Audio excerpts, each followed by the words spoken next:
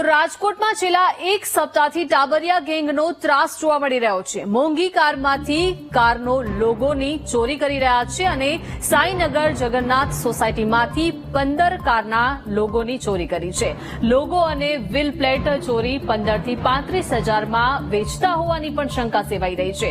બપોરના સમયે ચોરીની ઘટનાને અંજામ આપતી આ ટાબરિયા ગેંગ સક્રિય થઈ છે। ટાબરિયા ગેંગની ચોરીના સીસીટીવી ફૂટેજ સામે આવ્યા છે।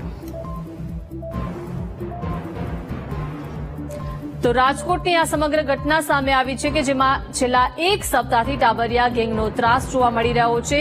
મોંઘી કારમાંથી કારનો લોગોની ચોરી આ ટાબરિયાઓ કરી રહ્યા છે। સાંઈનગર અને જગન્નાથ સોસાયટીમાંથી 15 જેટલા કારના લોગોની આ ટાબરિયાઓએ ચોરી કરી છે।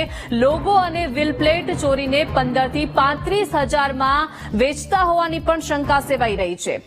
વધુ માહિતી મેળવીએ સંવાદદાતા ભાવેશ પાસેથી। ભાવેશ, રાજકોટમાં છેલ્લા એક સપ્તાહથી આ ટાબરિયા ગેંગનો ત્રાસ જોવા મળી રહ્યો છે, શું વિગત?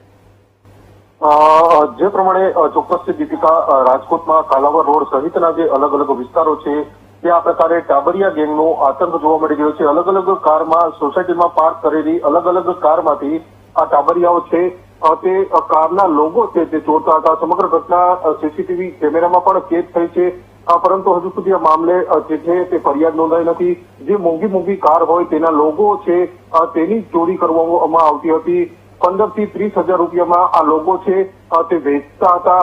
રાજકોટના સાંઈનગર જગન્નાથ સોસાયટી સહિતના આ વિસ્તારમાં આ પ્રકારની જે ચોરી છે તે આચરવામાં આવી છે અને હાલ આ સમગ્ર મામલે છે તેના સીસીટીવી વિડીયો પણ સામે આવ્યા છે। ત્યારે પોલીસે સીસીટીવીના આધારે હવે જે આરોપીઓ છે તેની શોધખોળ હાથ ધરી છે।